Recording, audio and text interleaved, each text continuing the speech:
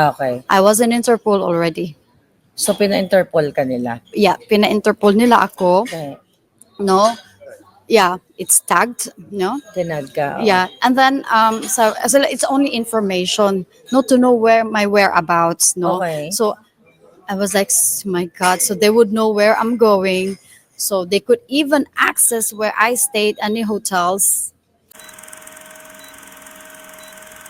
When we get back from Dubai, and we saw, okay, I could mention now the iPad. Mm. As parents, Francis and I, if we have old iPads or old gadgets, we give that to our kids. But on his side, he forgot to sign out his Apple ID. All the while, since COVID time, no, ng online classes nila, my son has been using that iPad for the classes. I can imagine, I don't know why the nannies have not seen that content of the iPad. Me too, I don't know because they've been playing of the Feb iPad. 2022. Okay. Yeah. Feb 2022, that's how I discovered their plans. Their plans. Yeah. Sino yung their? Si Francis involving other, how do I say, no, because some they are not really politicians, but they are that has great influence in our system. At that time, it was during campaign. Campaign Yeah, period. campaign period. 2022 national election. Okay. And then when I discovered that, I warned Francis like, yeah, When you say you discovered what? Discovered messages? yes, messages, Kani-kanino mga videos. mensahe? Kasi pinakita ko yung message ni Liza Marcos. May nag-forward sa akin nun eh. Video, text messages. So, you're confirming now na yung mga ipinakita kong video and messages na si Liza Marcos ay part ng evil plan ni Francis Lloyd T. Chua against you Yeah. at yung mga fabricated cases sa Pilipinas, right? Yes. The thing is, it was so sad for me to discover the video because she's also a mother. She's also a woman. I don't know what Francis, what have his. Okay, I can imagine Francis has a great influence over her because they have projects together. They have some dealings together. But the thing is, I'm a mother too, and I'm a woman. This is, yeah, the system. Yeah, the system has to, analyze this. Yeah. Not just from one side. The thing is, she has a great influence that people working in the government would believe her. Yeah, and this has been used against me. So that means my voice won't be valid anymore because there is this a powerful person who has been saying this. Sorry, okay English lang. ka. Yeah, I could. Yeah. So, Anyway. even before ba si Francis at saka si Liza Marcos magkakilala na may business dealing even before mangyari sa iyo to? Mga projects, yes. Mga projects. Yeah. So, Mga alam mo. favor. So, alam mo na even prior to 2022, magkakilala na si Liza at saka si Francis. Yeah. Oo. Yes, yeah. Okay. Mga contractors, kabalo ang mga contractors, they know this. Okay. Yeah. So, ano yung, just for the sake of our audience, although sinabi ko na to sa kanila, ano yung mga text messages na involved si Liza Marcos at iba pa, kung maalala mo, kung ma-share mo? The text messages, it's so, although it's no longer, I have shared this with confidence to the protection department. There is Belgium because it's my only life insurance. It's my only leverage to survive. But what I can tell is katong video, okay? Okay. Yeah. So video was, I have to confirm that the video is true. Indeed, it's from the iPad of Francis. Sa yung Apple ID account. Wearing mga bata gagamit Yung video ng- papunta sa wife ni Teddy Boy Locsin. Yeah, kay Junior Louis. DFAC. I have to, kinahanglan pa na ako mag-research. I-research kisa ni si Louis because I don't know her. I personally don't know her too. And I can imagine Francis, dili isa na close ni Francis sila. No, but only si Liza close man ni Francis. So, isugo niya si Liza to do all these things, to expedite these things, whatever. And then I To figured, extract you guys. Yeah. And I did not know that she's a lawyer also, Nya, katong gi-research na ako siya. Dili man ko into politics, dili ko so mag-research ko unsay mga background ani nila, etc. So gi-research na ko siya, oy na da siya law firm, and indeed ang law firm niya is involved in this transactions, and sila pud ang yang law firm may nagsigig contact sa DFA, yeah, sa Si Lisa Foreign Marcos. Affairs. So yang law firm katong Most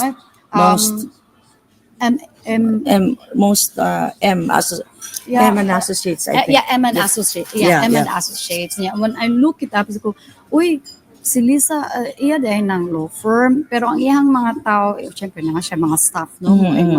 Mag-send og messages ani. So, ako muna, I thought si M and Associates, mo na law firm ni Francis, pero dili di ay, si Libarius di ay. But okay. Di-contact niya si Teddy Boy. Si Louie, sugoon. Yung wife. Oo. Pero wala siya ni-contact directly kang Teddy Boy kasi si Louie nasa ay influence sa yung asawa. Yeah, oo. Sa yung asawa. Bana. But okay. Which is normal, pero job man ang tanan, no? But okay. Anyhow, so ako, when I discovered na nangurog yun ko, uy, kay hadlok jud ko, heavily intimidated yun ko, kay wala ba ako connection sa government. I can only hope nga tabangan ko nila as a ordinary Philippine citizen. So muna ni-reach out po ko sa embassy. Nag-issue sa pug ko o kanang sa ni oy nga please protect me, please nag-write ko og email. Nag-write ko email ni Teddy Boy Locsin. Okay. Nag-write ko og email, gisisi na ko ang embassy consulate sa Istanbul. And wala man sila reply nako, gipadapa jud nako sa DHL to ensure nga madawat niya, okay, ang letter. So na-receive man proof, okay, attach na ako sa akong mga documents. Pero wala good sila reaction, no? Wala ni reply si Teddy Boy nako because I mentioned the name of Liza, okay? Ang content sa email. Kato imo naman tong nakakita ko. You-mention ako ang pangalan ni Liza kay I'm hoping nga ang atong Foreign Affairs, atong agency will protect us. Yeah. Ang akong ingon ba nga kanang tabangan ko nila nga naay mga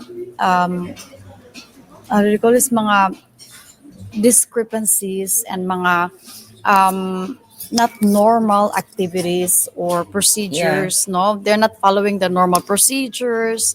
They bypass nila ba ang system. Luckily ako, I'm not a lawyer, pero because of my case nakatuon jud ko sa mga law nato. Syempre napo ko lawyer, no? And in fact at the beginning I'm not willing to hire a lawyer kay di ko ka-afford oy. I mean, no, kanang I'm a mother ni stop na baya og support po si Francis, no, para sa mga bata. It's his first reaction, you know, nga naman para magipit ko financially. Yeah. Pero okay, survive gihapon ko. Finally, nag-introduce na ako ang lawyer. It was too late na gani nga nakakuha ko og lawyer because I thought I could convince Francis, please Francis, let's stop this.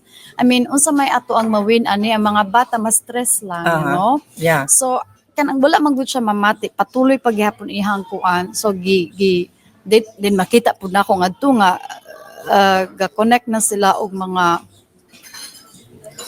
staff diri sa Istanbul working in the embassy. And pinaka-weird sa tanan is on a Sunday, which is not an official day, gitawagan ko nila sa embassy sa Istanbul. Okay. Kay paatuon ko nila sa office. Embassy. Yeah. I know that the Philippine embassy, even the car, it's a diplomat of the ambassador or, you know, it is a Philippine jurisdiction. Yeah. Even if you are in a foreign land. Their office is that's Philippine jurisdiction. Yeah. That's international They law. can arrest you. Yeah. And then at that time, I was so naive, you know, but I'm still believing in good.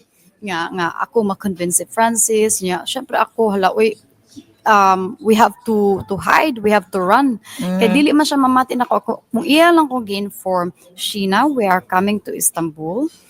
If gi-warningan siya nako, please inform me if muari ka sa Istanbul.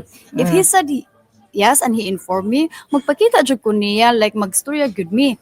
Pero him na telling me na coming na siya sa Istanbul, makita man ako sa iPad, sa Yeah. history, lahang mga issuances of visas nga gi-expedite man sad gani pudto, no? Na despite sa long queue sa atong COVID. Meaning ba, sa atong system ba, sa Pilipinas, kaya ra jud ni buhaton ning tanan.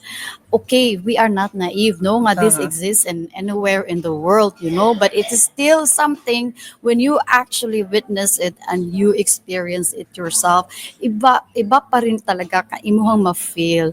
Okay, and then at a certain moment, I figured out, I mean, I discovered as well nga na ni check-in sa among compound military attaché na hadlok na sad ko. Nga nung in the middle of the nowhere sa area sa Istanbul, dito magpuyo ang military attaché nga wala may opisina nga to kalayo kaayos tanan. Yeah, sa ang ilahang official ang embassy kay naaman sa Ankara, which is the capital of Turkey, pero naa sila consulate office sa Istanbul pod bag-o ra sad Okay. na, no, yeah, recently. And then syempre makita nako ang mga pictures sa kisa iyang gikuyog sa Istanbul, ilahang gi-contact. So ang ihang mga notes pod, no, napagani siya yung notes nga to nga kanaang they know already asa nag-school ang mga bata, they threaten to kill. Kinsa may dili malisang anak be, ha, nga kanaang makabasa kang gi-threaten na day to kill ang akong mga anak. Can you imagine that? So itong military attaché from the Philippines, you think ito ay kinasabwat ni Liza Marcos at ni Francis. Kasi hindi naman niya magagawa yon kung walang pakipagsabuatan sa powerful, right? Of course, kay dili man politiko si Francis. He's not working in the government. He's a private person, a businessman too. But he is not a politician. He's not working in the government. But of course, when money talk, everybody listen. Mo ba na yung motto? Okay? Yeah, so fast forward tayo. Gusto ko tumutok dun sa extraction. Yeah. Yung ang term ko nga dyan is kinidnap. Yeah. Yung mga anak mo.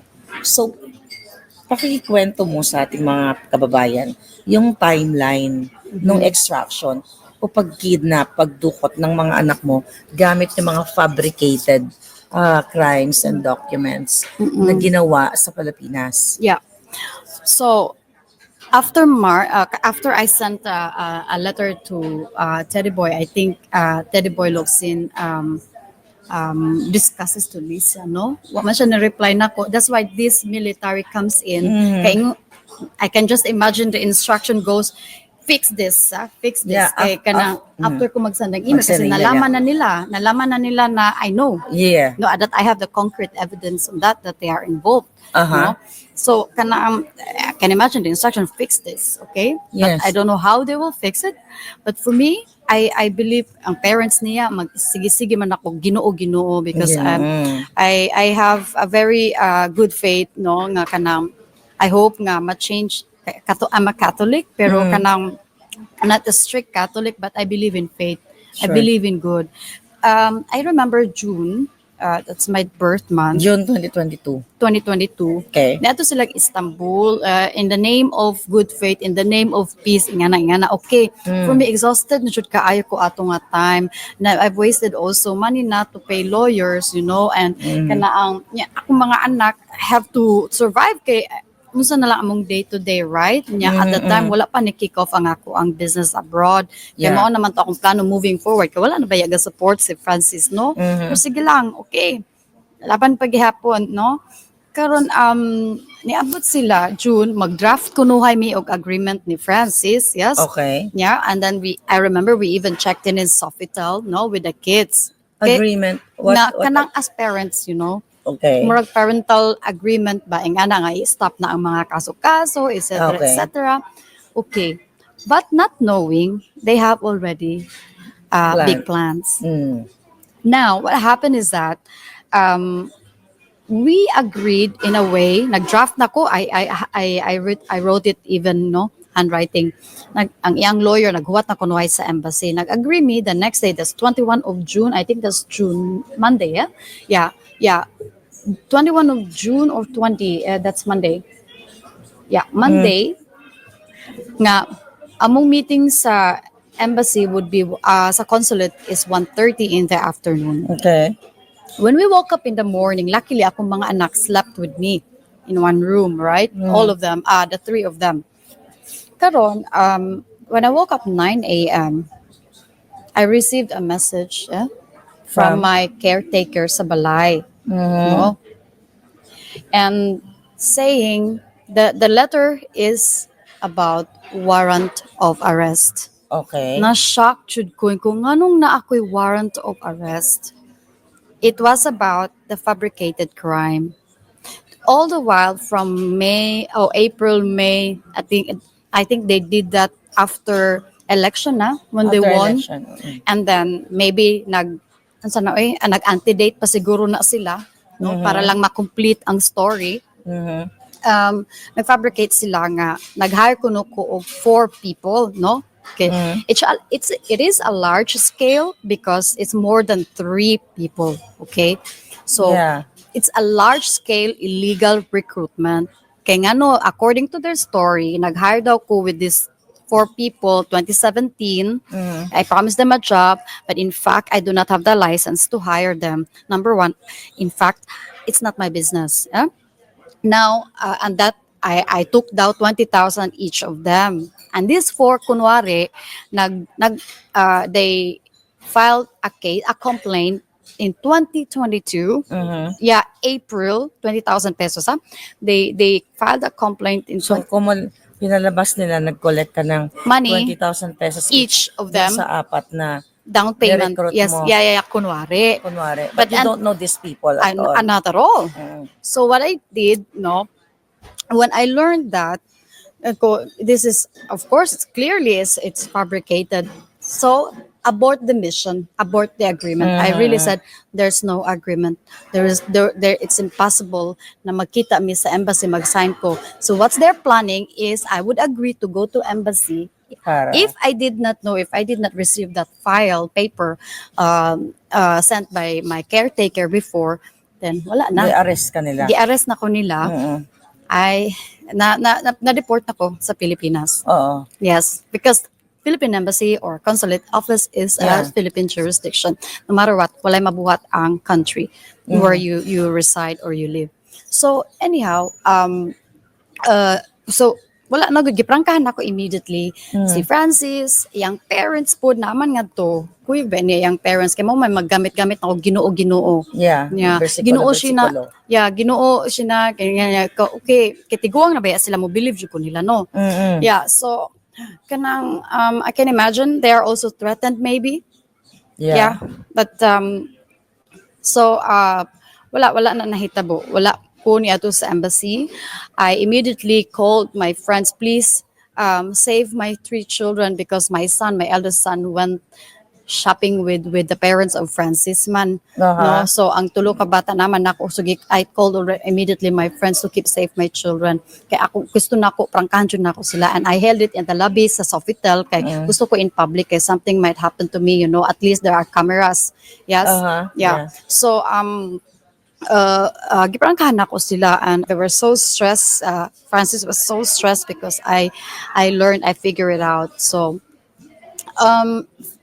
for me it was a divine intervention. Yeah, it was a divine intervention. Even for me, discovering the iPad, it was a divine intervention as well. How would I know? How could I know?